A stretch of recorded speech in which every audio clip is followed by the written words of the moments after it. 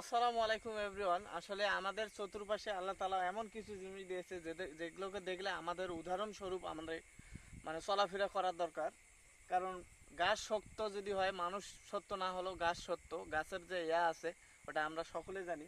আসলে এই যে দেখেন একটা খেজুরের গাছ, এটার কোনো মানে অযত্নশীল অবস্থায়, কোনো যত্ন নাই, কোনো পরিচর্যা নাই, কোনো রকম কোনো পানি টানি ধুলা ময়লার উপর মানুষের লাত্তি গুড়ি খায় কত সুন্দরভাবে একটা গাছ তৈরি হয়েছে। কিন্তু এইখানে দেখো মানুষ কতটা নিষ্ঠুর এবং কতটা খারাপ হয়েছে, তার উদাহরণ আমরা আজকে সোশ্যাল মিডিয়াতে আমরা দেখতে পাচ্ছি।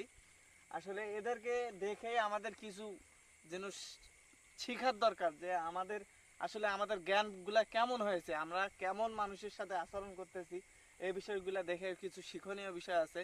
আসলে আল্লাহ তাআলার অশেষ মেহেরবান যে আমরা মানুষ হিসাবে সৃষ্টি হয়েছি, কিন্তু আমাদের ভিতর মনুষ্যত্বের কোনো কিছুই নাই। যদি ভুল বলে থাকি আমাকে ক্ষমা করে দিবেন, আর যদি সত্যি বলে থাকি তাহলে একটু যাচাই বাছাই করে দেখবেন আসলে আমি কথাগুলো কি বললাম। ঠিক আছে, ভালো থাকবেন।